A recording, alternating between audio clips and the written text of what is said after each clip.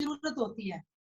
ज्यादा प्रैक्टिस करोगे तो ज्यादा अच्छे से क्वेश्चन अटेम्प्ट कर पाओगे आप। तो पहला क्वेश्चन आप देखिए, आपको ये गिवन है टोलिन, बेंजीन पे CH3 प्लस में आपको दे रखा है Cl2, presence of Fe, iron यहाँ पे कैटालिस्ट है और डार्क में ये रिएक्शन हो रही है। अब सेम मैंने एक रिएक्शन और यहां लिखी, बेंजीन पे CH3 प्लस मैंने लिया Cl2, ठीक है।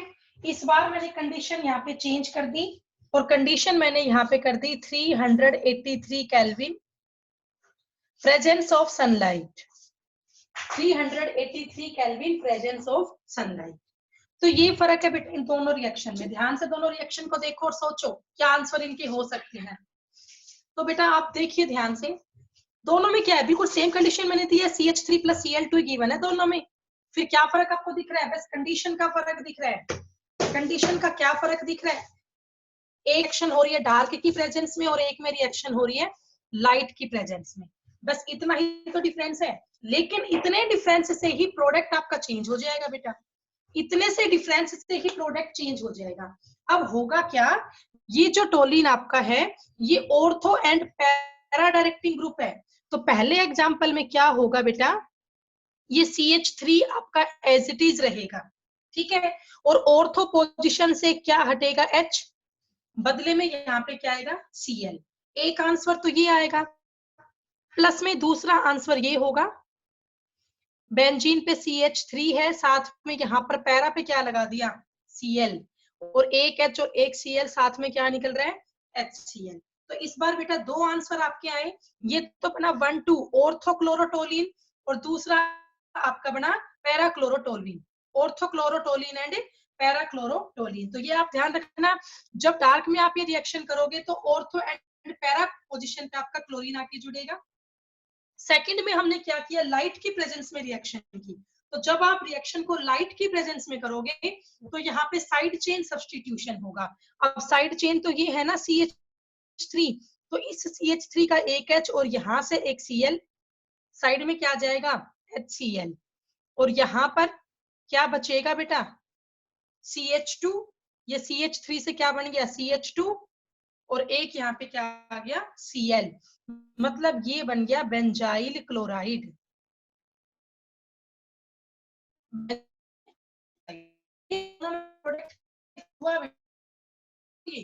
ठीक है, चलिए अब इसके बाद थर्ड एग्जांपल हम करते हैं, और थर्ड एग्जांपल हमारा ये है, एक आपको ऐसा कंपाउंड दिया हुआ है, यहाँ पे है CH2 CH3 और इसकी पैरा पोजीशन पे लगा हुआ है NO2। आपको पता होगा 1 2 ऑर्थो, 1 3 मेटा और 1 4 पैरा। तो ये 1 2 3 4 1 4 हुआ, पैरा है ये, ठीक है। इसमें आपको कंडीशन यहाँ पे गिवन है Fe, Br2, Fe, Br2, मतलब रिएक्शन आपकी आयरन कैटलिस्ट की प्रेजेंस में हो रही है, साथ में यहाँ पे ले रखा है Br2। तो बेटा आपको ये बात तो समझ में आ गई होगी, अगर यहाँ पे Br2 ले रखा है मतलब एक H और एक Br, क्या निकलेगा, HBr, और एक Br बदले में जुड़ेगा। अब एक ही तो कंफ्यूजन है, वो Br इस कार्बन का हटेगा, इसका हटेगा, यहां से कहां जोड़ू Br को, कहां से H को हटाऊं। तो आप एक बात याद कर लो, जब भी रिएक्शन डार्क में होगी या Br2 की प्रेजेंस में होगी तो ऑर्थो एंड पैरा डायरेक्टिंग होगी। इस पॉइंट को नोट कर ले बेटा, ध्यान रखें इस बात को। जब भी कोई भी रिएक्शन है कैटलिस्ट के साथ डार्क में होती है, तो डार्क में रिएक्शन जब होगी तो वो ऑर्थो या पैरा पे जुड़ेगी। तो अब इसकी बेटा पैरा पोजीशन तो ऑलरेडी बुक है, ठीक है, तो इसका मतलब हम कहां पे जोड़ेंगे Br को, ऑर्थो पोजीशन पे। तो इसका आंसर क्या होगा, CH2 CH3 as it is रहेगा, पैरा पे NO2 एज इट इज रहेगा। अब बेटा अगर 1 2 यहां से करूंगी तो ये ऑर्थो बन जाएगा, और 1 2 यहां से करूंगी तो ये ऑर्थो बन जाएगा। तो मर्जी आपकी है, चाहे आप इसको 1 2 करो चाहे इसको करो। तो यहाँ मैंने क्या जोड़ दिया, Br, ठीक है, और साइड में क्या निकल गया, प्लस HBr। बेटा साइड प्रोडक्ट लिखना यहाँ जरूरी भी नहीं है, सिर्फ मेन प्रोडक्ट आप लिखिए।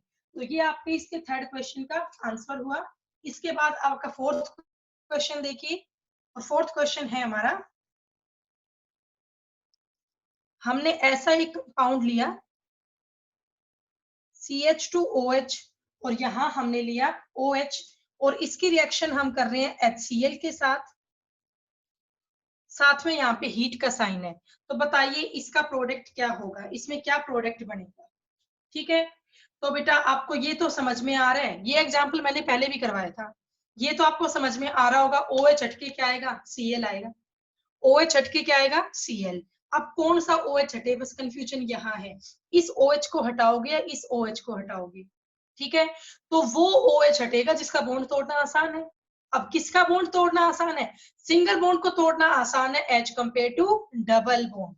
तो बेटा आप यहाँ देखिए, ये OH जुड़ रहा है सिंगल बॉन्ड वाले कार्बन से, और ये OH, आपको रिंग का मतलब तो पता है ना, इसमें अंदर 3 डबल बॉन्ड है, तो ये OH आपका जुड़ रहा है डबल बॉन्ड वाले कार्बन से। तो मैं यहाँ पे ये कह सकती हूँ, जो ये वाला कार्बन है ये sp2 हाइब्रिडाइज्ड है, डबल बॉन्डेड कार्बन है। लेकिन ये वाला कार्बन क्या है बेटा, sp3 हाइब्रिडाइज्ड है, सिंगल बॉन्डेड कार्बन है। और ये आपको पता है ये sp3 हाइब्रिडाइज्ड कार्बन ज्यादा रिएक्टिव होता है as compared to sp2 hybridized carbon. तो बताइए इसमें OH कहाँ से हटेगा, यहाँ से हटेगा, और बदले में यहाँ पे क्या आएगा, Cl। तो इस क्वेश्चन का आंसर क्या होगा बेटा, CH2OH हटके यहाँ पे क्या आ जाएगा, Cl, और ये OH आपका एज इट इज रहेगा। ठीक है, अच्छा अब इसके बाद लास्ट एग्जांपल देखिए, इसमें एक और एग्जांपल है और इसे थर्ड एग्जांपल के साथ कंपेयर करना। आप देखो 1 2 थर्ड एग्जांपल आपका ये था, और ये आपका फिफ्थ एग्जांपल है। मैंने बिल्कुल सेम रिएजेंट लिया है, CH2CH3 बेंजीन पे है, पैरा पे NO2 जोड़ा है। चलिए अब मैं साइड वाली कंडीशन लिखती हूँ। साइड वाली कंडीशन है मेरी Br2 heat UV light, Br2 heat and UV light. Okay, तो अब बताइए बेटा इस क्वेश्चन का आंसर क्या होगा, सोचिए ध्यान से।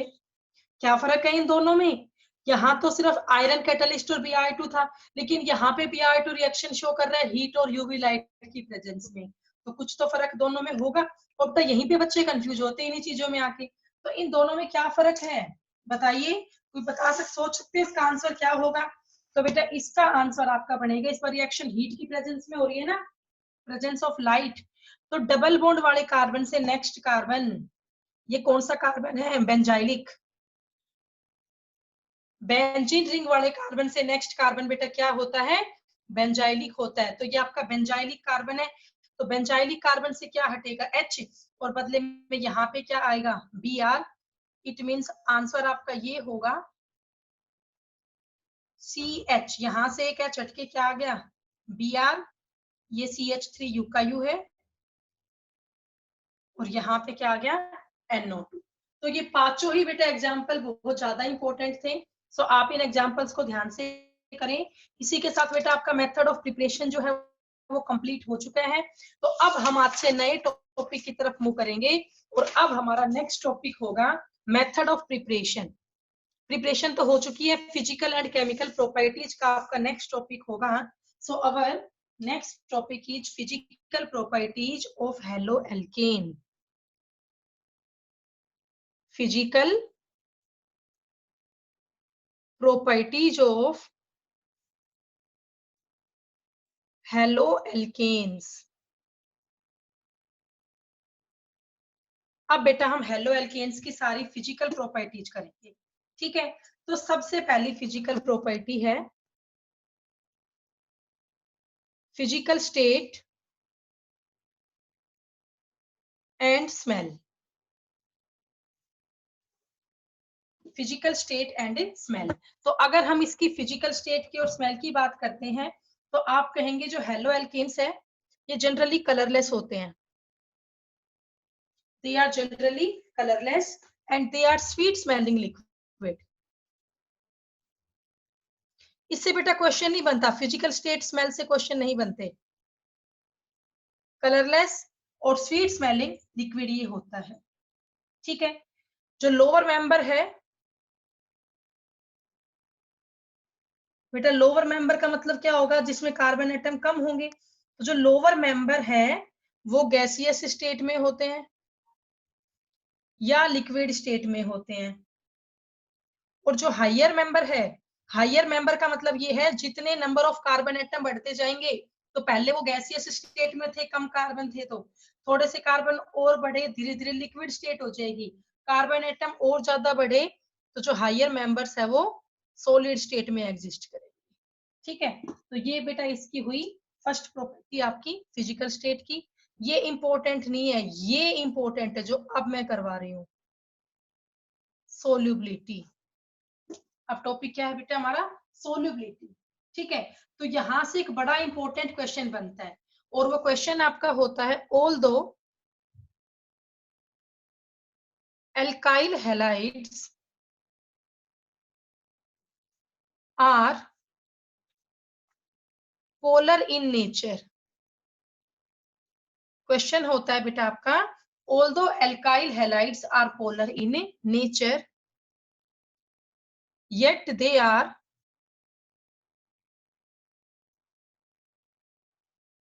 less soluble in water। ये आपका बेटा क्वेश्चन है, although alkyl halides are polar in nature. बेटा एल्काइल हैलाइड्स पोलर नेचर के होते हैं, लेकिन फिर भी वो लेस सोल्यूबल होते हैं वाटर में, yet they are less soluble in water. तो ये पानी में कम क्यों घुलते हैं? तो इसका आंसर आप देखिए बेटा, एल्काइल हैलाइड है, पोलर है, ये बात बिल्कुल ठीक है। आर एक्स, ये क्या होता है, एल्काइल हैलाइड, इसमें एक्स एटम पे होता है स्लाइट नेगेटिव चार्ज, और आर एटम पे होता है स्लाइट पॉजिटिव चार्ज। तो यहाँ पे प्रूफ हुआ कि ये पोलर है। ठीक है, अब एल्काइल हैलाइड यहाँ पर क्या कर रहा है, सोल्यूट का काम कर रहा है, और इन्हें डिजोल्व किस में करना है, बोलिए, वाटर में, H2O में। किसमें डिजोल्व करना है इसको, H2O में। तो H2O आपका क्या है, पोलर सोलवेंट है। H2O क्या है बेटा, आपका पोलर सोलवेंट है। आपने सोल्युबिलिटी का रूल तो पढ़ रखा है, लाइक डिजोल्व लाइक। तो अगर आपका सोल्यूट पोलर है और सोलवेंट भी पोलर है, तो दोनों आपस में हाईली सोल्यूबल होने चाहिए, बट ऐसा होता नहीं है। क्यों नहीं होता वो आप देखो, ये पोलर बेटा सोलवेंट है वाटर, वाटर जब प्योर स्टेट में होता है, water in the pure state, आपको पता है जब पानी अपनी प्योर स्टेट में होता है तो वो क्या शो करता है, it show hydrogen bonding. Water in pure state show hydrogen bonding. बेटा पानी अपनी प्योर स्टेट में हाइड्रोजन बॉन्डिंग शो करता है, ये तो आपको पता ही है। ठीक है, हाइड्रोजन बॉन्डिंग शो करने की वजह से यहाँ पे एक स्ट्रॉन्ग फोर्स ऑफ अट्रैक्शन हो गया। तो कहीं ना कहीं वाटर जब प्योर स्टेट में होता है तो वो strong force of attraction feel करता है, it feel strong force of attraction. ठीक है, लेकिन जब तुम एल्काइल हैलाइड और वाटर को आपस में मिक्स करते हो, लेकिन जब आप एल्काइल हैलाइड और वाटर को आपस में मिक्स करते हो, तो मिक्स करने के बाद जो आपका न्यू फोर्स ऑफ अट्रैक्शन आता है वो वीक होता है। The new force of attraction is weak. आपको बेटा बात समझ में आ रही है? जब वाटर अपनी प्योर स्टेट में होता है तो क्या शो करता है, हाइड्रोजन बॉन्डिंग, और स्ट्रॉन्ग हाइड्रोजन बॉन्डिंग शो करता है। अगर हाइड्रोजन बॉन्डिंग स्ट्रॉन्ग है, मतलब जो पानी के मॉलिक्यूल है वो आपस में बड़ी स्ट्रॉन्ग फोर्स से जुड़े हुए हैं। ठीक है, तो उससे क्या होगा, स्ट्रॉन्ग फोर्स से जुड़ने पर पार्टिकल बहुत क्लोज क्लोज है वाटर मॉलिक्यूल के। अब जब हमने वाटर मॉलिक्यूल में एल्काइल हैलाइड डाला, तो इन दोनों को मिक्स करने पर जो आपकी नई अट्रैक्शन हुई, पहले वाटर के पुराने बॉन्ड टूटेंगे H और O के बीच में, और नई अट्रैक्शन सेटअप होगी RX और वाटर के बीच में। तो जो आपका न्यू फोर्स ऑफ अट्रैक्शन आया वो कहीं ना कहीं वीक आया as compared to old force of attraction. बेटा ओल्ड अट्रैक्शन कौन सी थी, हाइड्रोजन बॉन्डिंग की। अब अगर फोर्स ऑफ अट्रैक्शन ही कम है तो सोल्युबिलिटी भी क्या होगी, कम होगी। ठीक है बेटा, तो ये बहुत ज्यादा इंपॉर्टेंट क्वेश्चन है, 1 मार्क्स के हिसाब से बहुत बार ये आता है। तो आप आंसर यही देंगे कि वाटर अपनी प्योर स्टेट में हाइड्रोजन बॉन्डिंग शो करता है, और कहीं ना कहीं वो हाइड्रोजन बॉन्डिंग जो है वो ज्यादा स्ट्रॉन्ग होती है as compared to when we mix alkyl halide into water. Alkyl halide और वाटर को मिक्स करने पर जो आपकी न्यू अट्रैक्शन आती है वो वीक रह जाती है as compared to old attraction, इसीलिए जो आपका एल्काइल हैलाइड है they are less soluble in the water. ठीक है बेटा, तो ये पॉइंट आपको कर लेना है। इसके बाद हम नेक्स्ट इसकी थर्ड फिजिकल प्रॉपर्टी एक्सप्लेन करते हैं। 2 हमारी हो चुकी है फिजिकल स्टेट की एंड स्मेल की। अब इसके बाद इसकी थर्ड केमिकल फिजिकल प्रॉपर्टी आप देखिए, and the third physical property is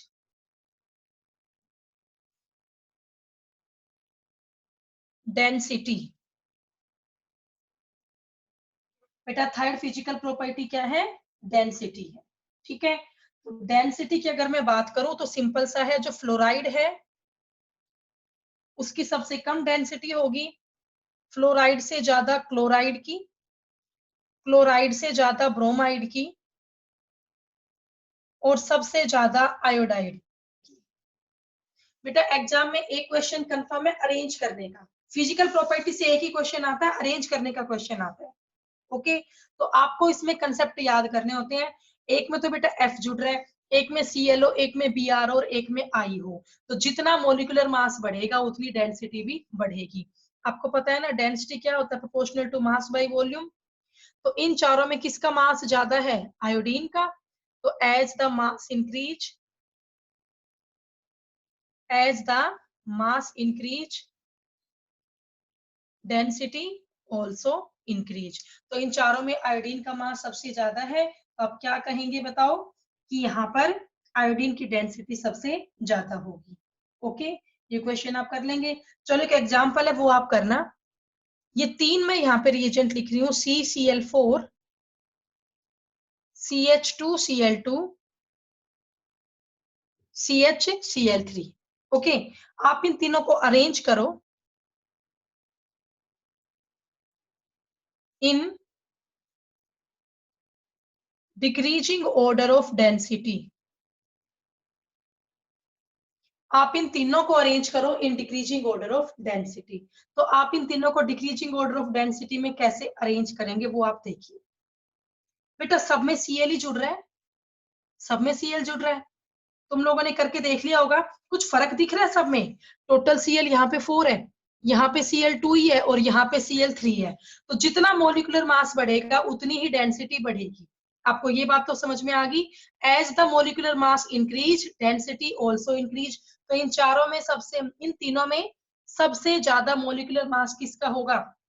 CCl4 का। वजह पता है ना, क्योंकि यहाँ पर टोटल 4 क्लोरीन है बेटा।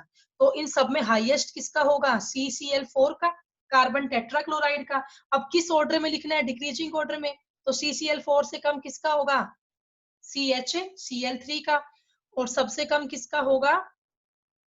CH2Cl2 का। ओके, सो डेंसिटी से बेटा आपका क्वेश्चन इस तरह से बनेगा। अब नेक्स्ट इसके बाद हम करते हैं फोर्थ इसकी chemical property, physical property, melting and boiling point। Fourth physical property is melting and boiling point. यहां से बेटा सिर्फ अरेंज करने का क्वेश्चन आता है या कंसेप्चुअल क्वेश्चन बनेगा, इसकी डेंसिटी कम क्यों है, इसकी ज्यादा क्यों है, इसका मेल्टिंग पॉइंट कम क्यों है, इसका मेल्टिंग पॉइंट ज्यादा क्यों है।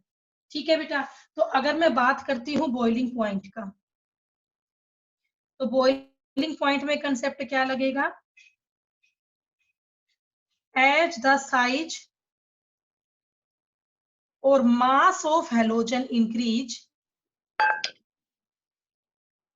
as the size or mass of halogen increase, boiling point also increase, boiling point also increase। बेटा जितना साइज या मास बढ़ेगा हेलोजन का उतना ही बॉइलिंग पॉइंट भी बढ़ता हुआ जाएगा। ओके, तो मान लीजिए बेटा मेरे पास ये 4 एग्जांपल है, CH3Cl, CH3F, CH3I और CH3Br।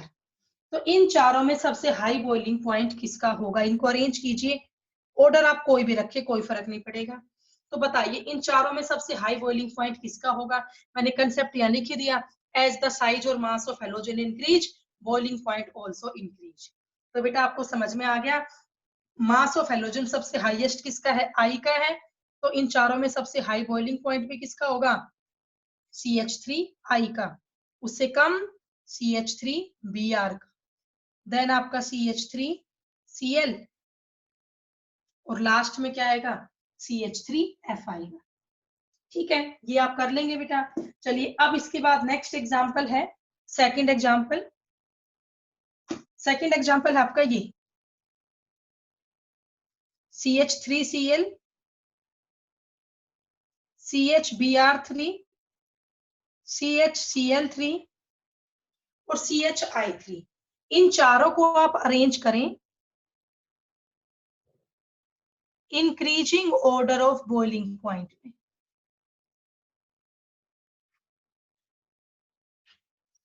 इन चारों को आप अरेंज करें increasing order of boiling point में। तो बताइए बेटा इन चारों में सबसे हाई बॉइलिंग पॉइंट किसका होगा? सोचिए ध्यान से। जिसका सबसे ज्यादा मास होगा मोलिकुलर मास।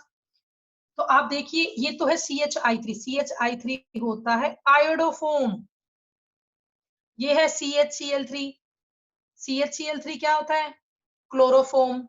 ये है CHBr3। CHBr3 होता है बेटा ब्रोमोफोम। और ये सिंपल है मिथाइल क्लोराइड। तो आप सोचिए और बताइए बेटा कि इन सब में से सबसे हाई बॉइलिंग पॉइंट किसका होगा? आपको पता है आई का सबसे ज्यादा होता है मोलिकुलर मास। टोटल यहाँ पे 3 आई एटम है और किसी में तो आई है ही नहीं। अब ऑर्डर कैसा लिखना है? इंक्रीजिंग। तो पहले सबसे कम का लिखना पड़ेगा।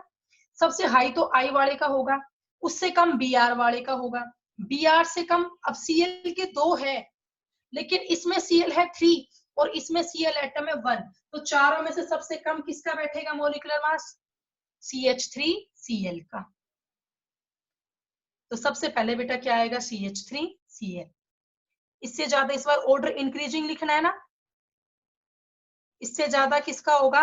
CHCl3 का।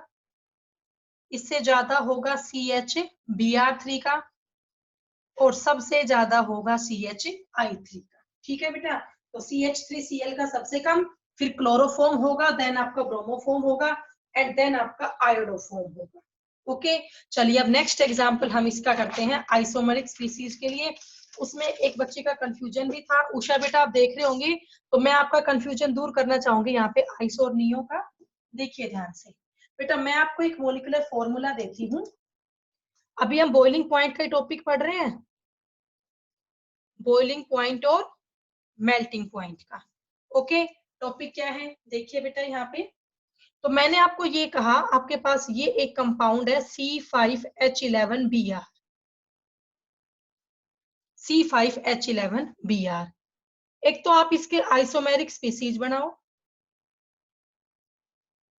ओके, आइसोमेरिक स्पीसीज आप इसके बनाएंगे, साथ में फिर इनको अरेंज करेंगे। साथ में आप इनको अरेंज करेंगे in terms of boiling point. Order आप कोई भी रखे, कोई दिक्कत नहीं है।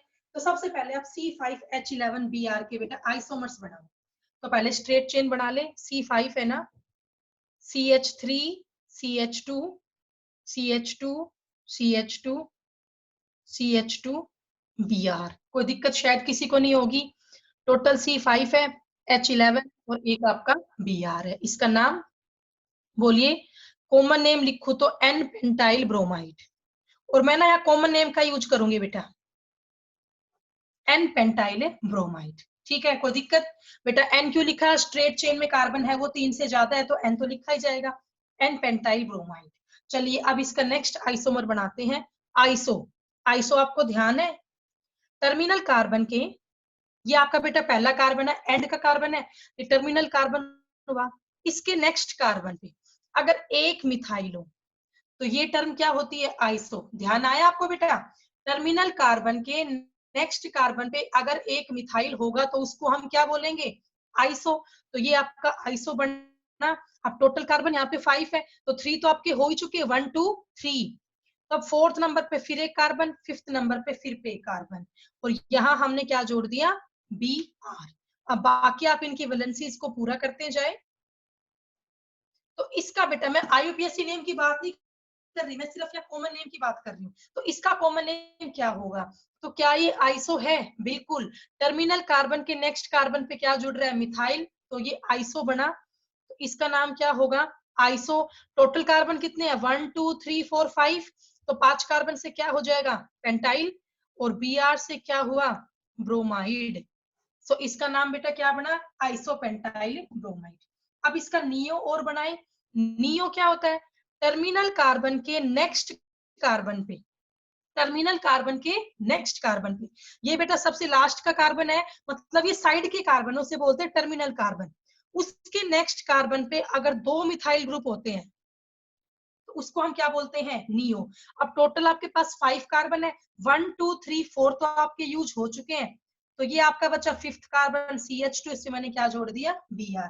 तो बेटा इसका नाम क्या बना, मैं कॉमन नेम लिख रही हूँ, ये नियो है।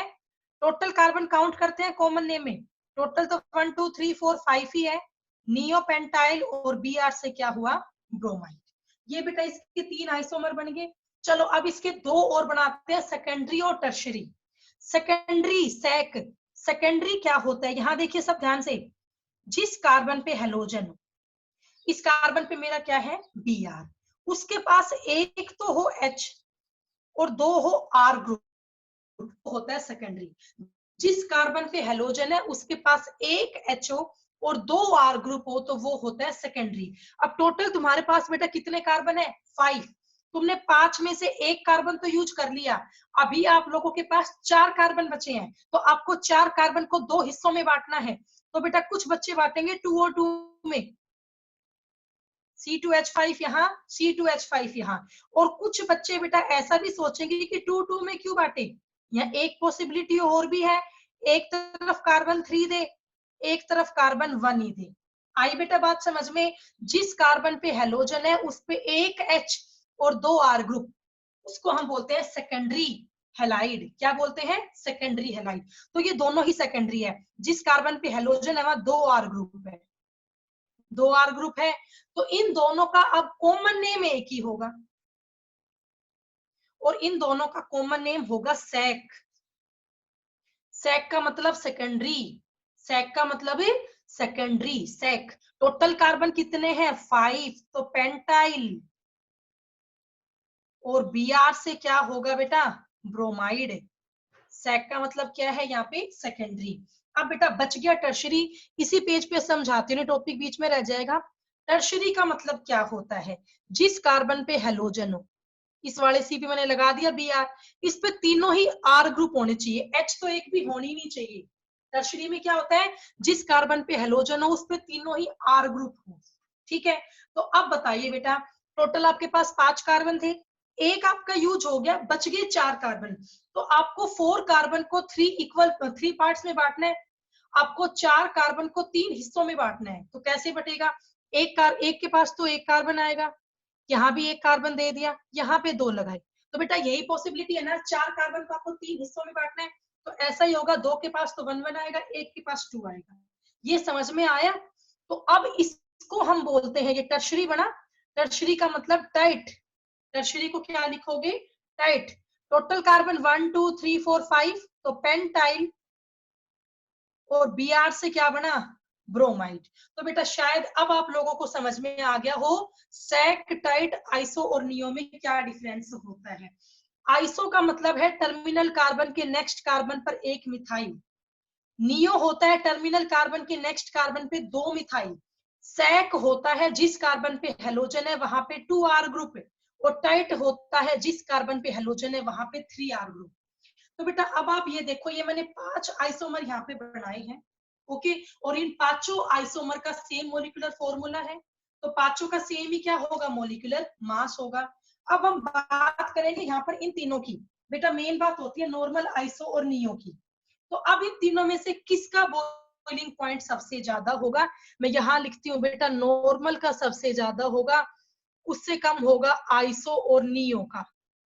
थोड़ा सा +1 क्लास पे आ जाओ, चैप्टर 5 स्टेट ऑफ मैटर में एक टॉपिक था लंडन फोर्स या डिस्पर्जन फोर्स, और अगर आपको उसके सिग्निफिकेंस ध्यान आ रहे हो बेटा, तो उसमें एक सिग्निफिकेंस बॉइलिंग पॉइंट का ही था। मैंने बताया था वहां आपको कि 3 आइसोमर उसके बने थे, पहला स्ट्रेट चेन में था, फिर उसकी ब्रांचिंग होनी शुरू हो गई थी, ब्रांचिंग होने से सरफेस एरिया घटने लग गया। तो पहले में कितने कार्बन का सरफेस है, 5 कार्बन का, दूसरे में 1 2 3 4 कार्बन का सरफेस है, थर्ड में 3 ही कार्बन का सरफेस है। तो बेटा हर बार आपकी ब्रांचिंग होती जा रही है, भाई यहाँ ब्रांच में एक CH3 आया, अगले में 2 CH3 आए, तो हर बार सरफेस आपका छोटा होता जा रहा है, हो रहा है या नहीं? As the surface area decrease, as the surface area decrease, Van der Waal force of attraction also decrease. तो बेटा आपको ये बात समझ में आई, जितना आपका सरफेस एरिया कम होगा उतना ही वांडरवाल फोर्स ऑफ अट्रैक्शन भी कम होगी, और अगर वांडरवाल फोर्स ऑफ अट्रैक्शन कम होगी तो बॉइलिंग पॉइंट भी कम होगा।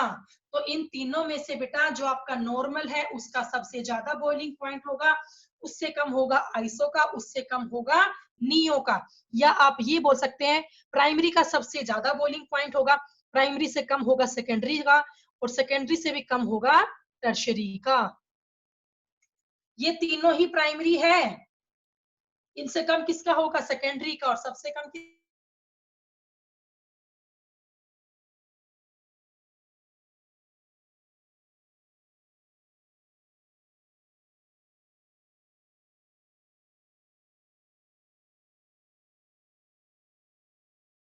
चल रहा है physical properties of haloalkane. So अब इसके बाद बेटा आपकी मेन प्रॉपर्टी सारी हो चुकी है हेलो एल्केन की। ओके, एक और देख लीजिए last, polarity and dipole moment, polarity and dipole moment. ठीक है, तो आपको ये तो पता ही है, as the electronegativity increase, as the electronegativity increase, polarity also increase, polarity also increase। ठीक है, तो आपको ये भी पता होगा फ्लोरीन, क्लोरीन, ब्रोमीन और आयोडीन, इन चारों में सबसे ज्यादा पोलैरिटी किसकी होती है? सबसे ज्यादा इलेक्ट्रोनेगेटिविटी किसकी होती है? फ्लोरीन की। फ्लोरीन की इन चारों में सबसे ज्यादा होती है इलेक्ट्रोनेगेटिविटी। इवन बेटा कंप्लीट पीरियोडिक टेबल में भी फ्लोरीन की सबसे ज्यादा होती है इलेक्ट्रोनेगेटिविटी। ठीक है, तो यहाँ फ्लोरीन की सबसे ज्यादा क्या है?